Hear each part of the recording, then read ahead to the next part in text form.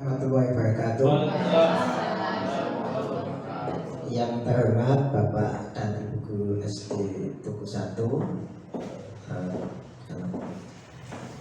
Teman-teman, marilah kita mengucapkan puji dan syukur kehadirat Allah Subhanahu wa Ta'ala, karena dengan rahmat-Nya hari ini kita dapat berkumpul di ruangan ini. Sholawat dan salam tidak lupa kita haturkan ke Nabi kita Nabi Muhammad SAW. Semoga kita dapat menerima syafaatnya di yaumul kiamat. Bapak Ibu Guru yang terhormat, kali ini saya akan menyampaikan aksi nyata kegiatan saya di modul 1.4 tentang budaya positif, Bapak Ibu. Ya, budaya positif. Nah, sebelumnya mungkin kelihatan tidak Bapak Ibu? Perubahan paradigma kelihatan Pak? Atau memang berarti nah, saya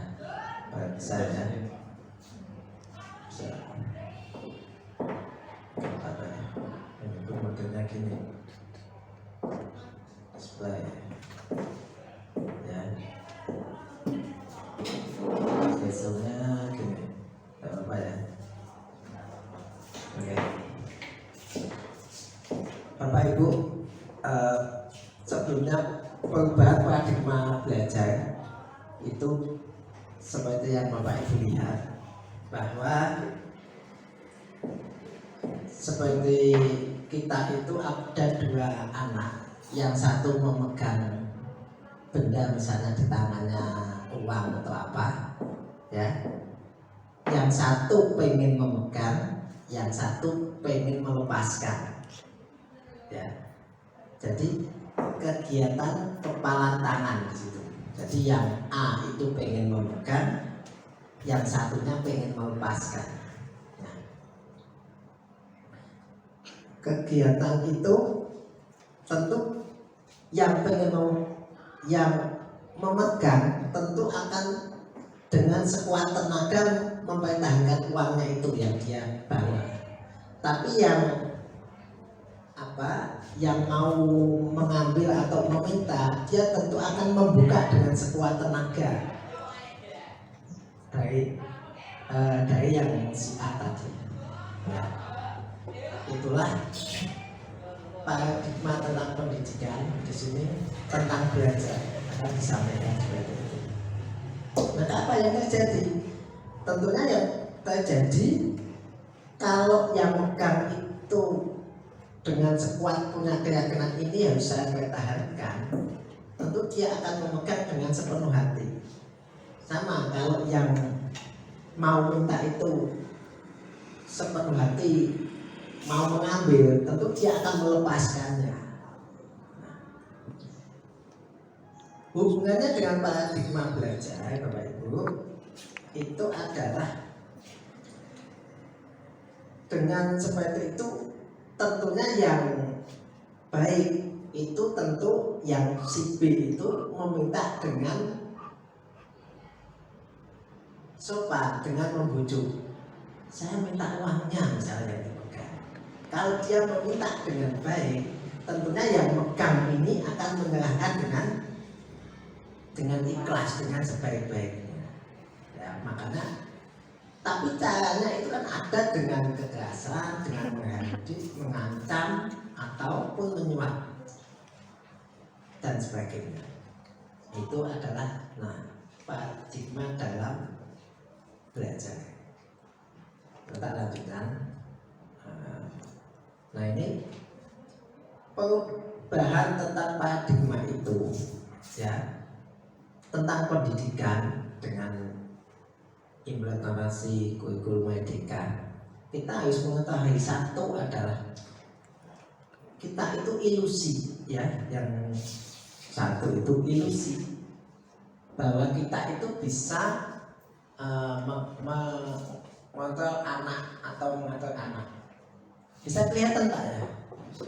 Oh ya, nanti saya punya minta tolong.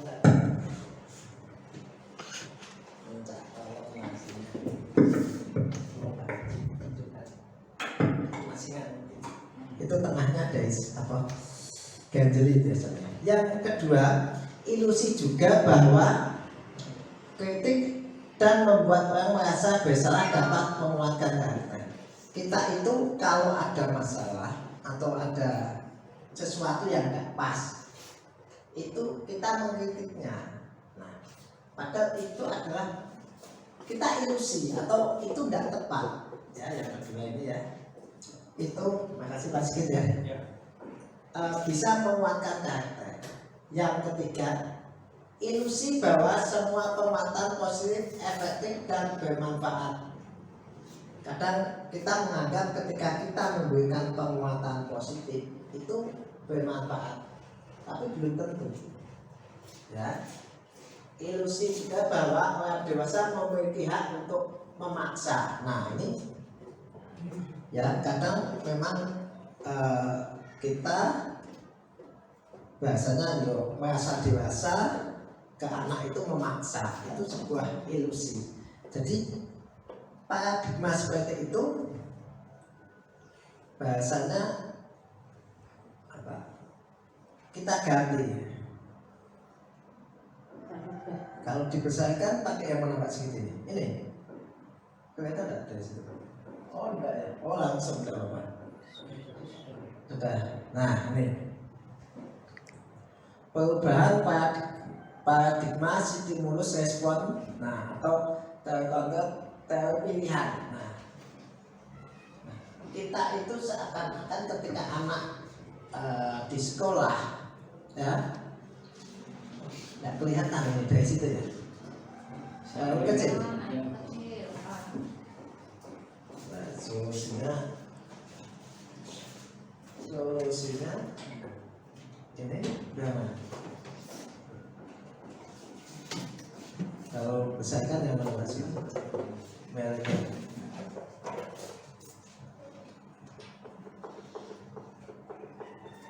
Coba. Ayo. Entar. Iya. Coba tak balikan. Ini. Nah, oke, ini saya pakai ini. Enggak lupa ya, sambil hasilnya gini. Tapi full itu. Oke, sampai dilihat aja ya Bu ya, mungkin nanti di Bapak Ibu. Oke, kita lanjut. Stimulus responnya, kita mencoba mengubah orang agar berpandangan sama dengan kita, ya. Jadi kita akan mengubah, ya. Pada pilihannya kita berusaha memahami pandangan yang lain tentang dunia. Terus stimulus responnya juga, perilaku buruk dilihat sebagai suatu kesalahan. Padahal yang semua perilaku buruk itu pun sebenarnya anak-anak itu juga memiliki tujuan. Ya,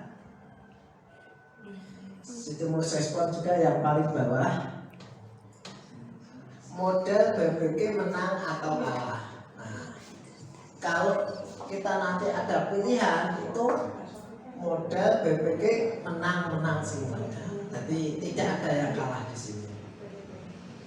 Ya, saya lanjutkan Bapak Ibu. Nah ini. Disiplin positif, kelihatan kalau ini ya Bapak Ibu ya. Oke ya. Disiplin positif. Nah, selama ini disiplin itu kan berasal dari bahasa Latin disiplina, yang artinya itu belajar. Maka asal dari kata itu berkonotasi dengan disiplin diri dari murid-murid Sokrates dan Plato. Itu dari bahasa Yunani sana ya Bapak Ibu. Disiplin diri membuat orang menggali potensinya menuju sebuah tujuan apa yang dia hargai.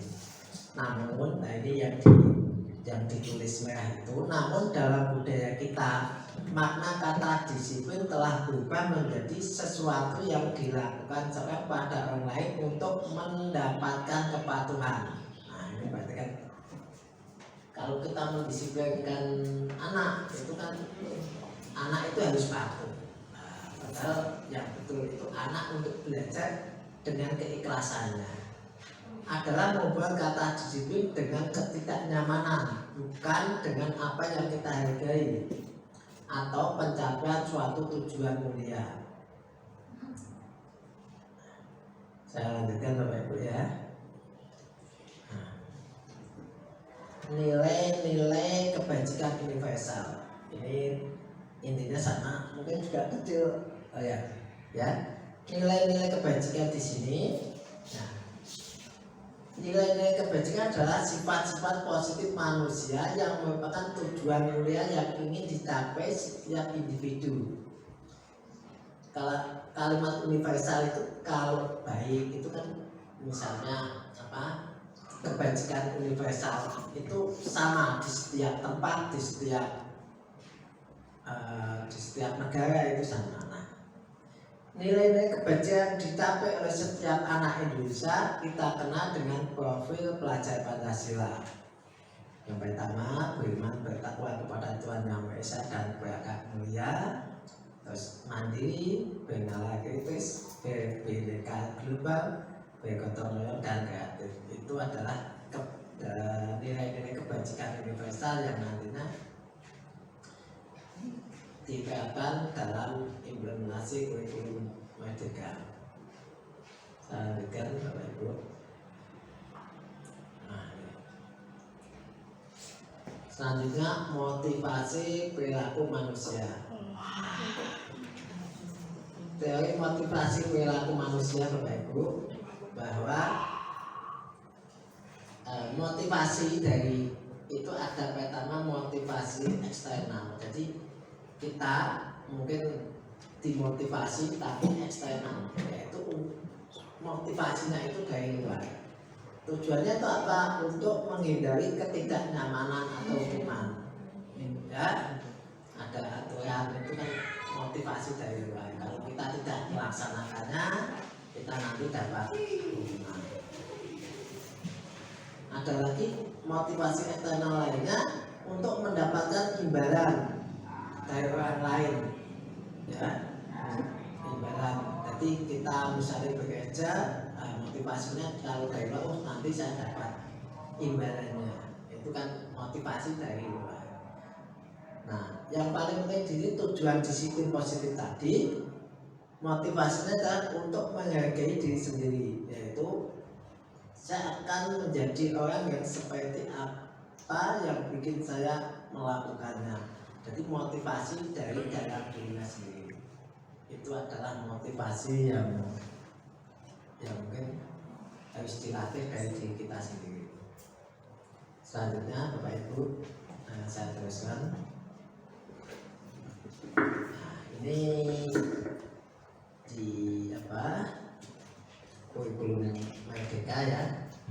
Kata Merdeka di situ ada dari menurut Ki Hajar Dewantara, ada Merdeka itu artinya tidak hanya terlepas dari perintah, ya, akan tetapi juga catat buat memerintah diri sendiri. Berarti maksudnya di sini mungkin sama lah seperti kita, terus anak didik kita. Kalimat Merdeka itu bebas, ya, tentu, tapi juga harus cakap. Mereka mampu memerintah diri sendiri. Itu ungkapan dari Ki Hajar Dewantara yang nantinya dipakai di 3M sebagai dasar untuk kita. Selanjutnya Bapak Ibu, di ini kebutuhan dasar manusia. Bapak Ibu, bahwa kita sebagai manusia mungkin mempunyai kebutuhan istilahnya kebutuhan dasar untuk bertahan hidup. Yang pertama adalah penguasaan, ya. Kita mungkin penguasaan maksudnya apa ya? Mungkin kita menguasai harta benda yang kita miliki. Terus kita juga membutuhkan kebebasan, ya, bahwa kebutuhan dasar manusia salah satunya juga kebebasan untuk ya bertindak, melakukan sesuatu dan selanjutnya. Terus kebutuhan yang lainnya adalah kesenangan. Ya tentu sebagai manusia membutuhkan kesenangan untuk kegiatannya. Juga dan tidak lupa kasih sayang dan rasa diterima. Ya, sebagai manusia membutuhkan kasih sayang dalam berinteraksi dengan manusia, dengan temannya atau dengan lingkungannya. Itu adalah kebutuhan dasar manusia. Selanjutnya Bapak Ibu, ini hubungannya dengan budaya positif. Nah ini yang sebenarnya bagus ini kalimatnya, cuma saya kecil mungkin nanti bisa dicetak ya. Oke. Ini 5 posisi kontrol ketika kita di dalam kelas Bapak Ibu. Ya. Bahwa gini, kita di dalam kelas itu memperlakukan anak didik kita, itu kita sebagai apa? Sebagai pendidik tentu ada bahasanya, ada tingkat-tingkatannya. Pertama adalah sebagai penghukum, ya. Yang kedua nanti Bapak Ibu sebagai pembuat rasa bersalah. Ini yang tengah ini. Terus selanjutnya mungkin tak buka lewat, aku bisa saya sebentar. Ya, 5 posisi ya. Identitas gagal. Kita sebagai pendidik itu, ini saya jelaskan dulu. Pertama itu menghukum anak. Ya, itu kita perbuatan ya. Terus selanjutnya adalah pembuat rasa bersalah anak. Terus yang ketiga itu sebagai teman.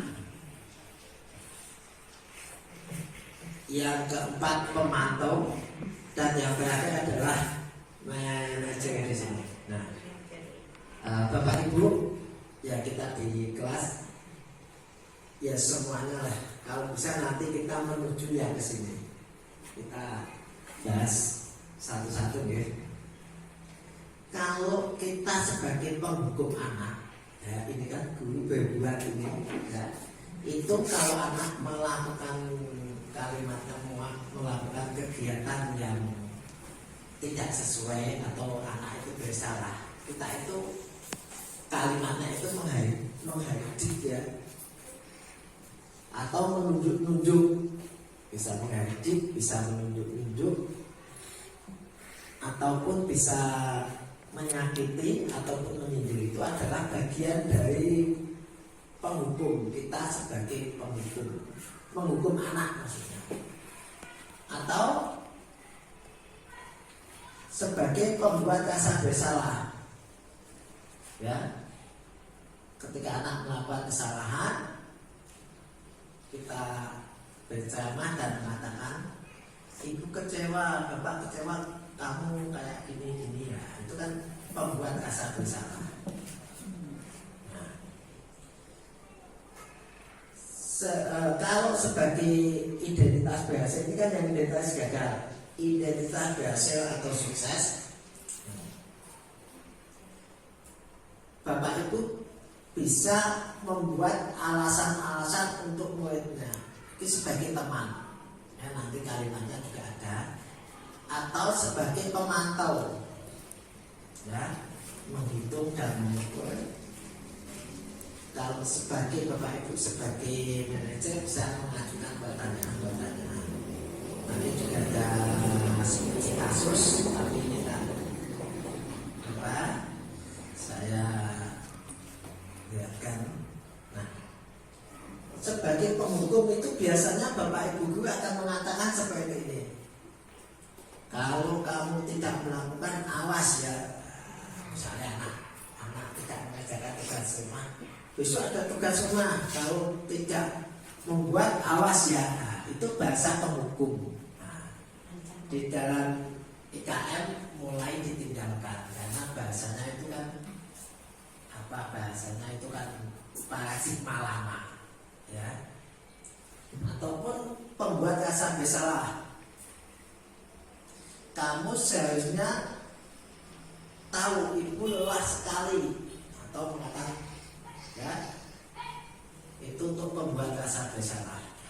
Yang betul bagaimana apabila anak tidak mengerjakan tugas rumah misalnya, ya, kalau sebagai teman itu akan mengatakan yang ini, ya, saya akan sedikit ya biar kelihatan. Oke, nah, akan mengatakan ini, ayo, lakukan demi ibu. Nah, misalnya anak datang tidak mengerjakan tugas, ayo lakukan. Atau masa kamu tidak mau, atau masa kamu tidak bisa, ya, masa kamu tidak mau, ibu tidak ingat, tidak ibu pernah bantu atau sebagainya, ya. Kalau sebagai teman, kalau sebagai pemantau akan mengatakan ketika anak tidak mengerjakan tugas rumah, dia ditanya, peraturannya ada kan? Apa peraturannya? Anak kan dipantau. Dan yang paling baik di sini, ya, yang sebagai manajer ini adalah apa yang kita yakini. Apabila anak tidak mengerjakan tugas, apa yang kita yakini? Kalau kamu tidak mengerjakan, keyakinan kelas, ya, seperti apa? Jadi itu biasanya Bapak Ibu akan selanjutnya, hasilnya kan tentu ada kegiatan, ada hasil. Ini sama berlaku untuk anak didik kita ataupun anak kita, ya. Kalau hasil ini yang ini kalau anak itu dihukum, ya, anak dihukum, hasilnya akan memberontak, menyalahkan orang lain ataupun berbohong. Kalau anak dihukum, ya, anak dihukum itu sebenarnya malah dia memberontak, ataupun dia kalau alasan dia akan berbohong. Kalau anak dihukum, karena biasa berbohong biar tidak dihukum mestinya, kan seperti itu. Ya, kalau pembuat rasa bersalah, dia bisa menyembunyikan atau menyangkal. Dia menyangkal anak yang tersebut. Tapi kalau itu kan kalau anak itu, ya Bapak Ibu, anak itu apabila dia ketergantung kita sebagai teman, nah anak tentu akan ketergantungan dengan kita, ya. Kalau posisinya kita sebagai pemantau, itu adalah menyesuaikan diri bila diawasi, ya, dia hanya menyesuaikan diri bila diawasi. Sedangkan apabila kita posisi menguatkan pribadi, ya, posisi manajer akan menguatkan pribadi anak itu. Nah, selanjutnya, langsung saja. Selanjutnya masih di sini. Nah, langsung ke paling bawah, ya, dampak pada murid atau dampak pada anak. Nah, ini yang lebih penting. Lainnya mungkin Bapak Ibu nanti bisa membaca. Dampak pada murid adalah tadi apabila dihukum, anak yang dihukum itu dia akan mengulangi kesalahannya. Anak kelas 1 misalnya gelut, dihukum, sesuk gelut meneh karena kita hukum. Tapi kalau posisinya itu, ya, kita, ya, pembuat rasa bersalah, misalnya anak yang gelut itu kita salah-salahkan, nah, rasa rendah diri. Rendah diri itu ya. Tapi kalau kita sebagai temannya, nah, maka anak itu ya ketika lemah dan tidak mandiri. Nah, apabila anak yang membuat kesalahan itu kita sebagai pemantau, maka anak akan menitik beratkan pada sanksi atau hadiah untuk dirinya. Nah, apabila kita posisi sebagai manajer, maka anak itu akan mengevaluasi diri bagaimana cara memperbaiki diri. Dan itulah tujuan daripada pendidikan. Nah, saya lanjutkan Bapak Ibu. Nah, ini saya lanjutkan hubungannya dengan kesimpulan menciptakan budaya positif di sekolah. Ya, jadi disiplin positif dengan disiplin positif dengan disiplin positif kita akan nyaman dalam menjalani kehidupan. Ya. Posisi kontrol institusi dengan langkah-langkah menstabilkan identitas, validasi tindakan yang salah dan menanyakan keyakinan.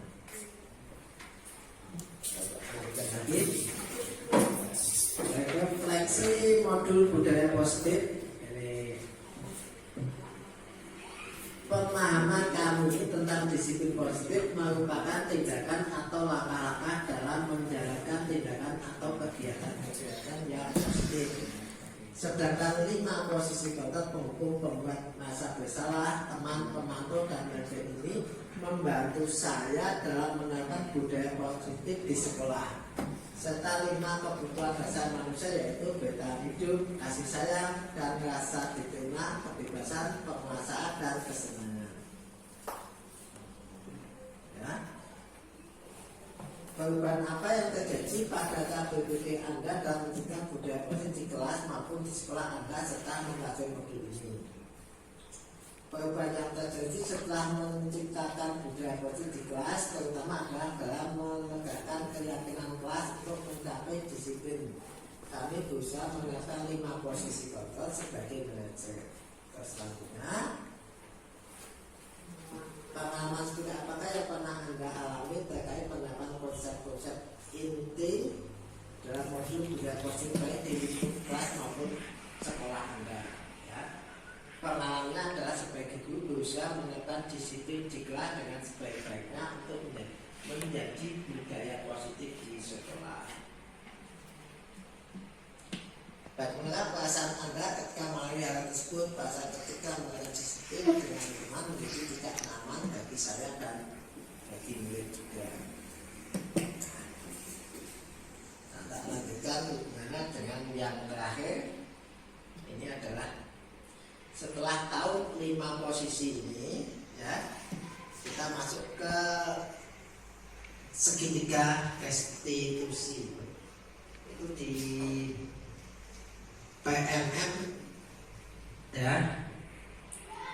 Segitiga restitusi adalah merupakan tahapan tindakan yang dilakukan untuk membangun mentaati keyakinan kelas yang telah ditetapkan dan menghapus sadar dan terbuka ketika melakukan kesalahan serta merasakan kenyamanan ketika sudah berperilaku jujur. Jadi segitiga restitusi di sini apa? Ketika anak melakukan kesalahan, nah, itu apa tindakan kita? Nah, ini makanya di bahasanya adalah dengan menggunakan segitiga restitusi di sini. Nah, ini jadi pertama adalah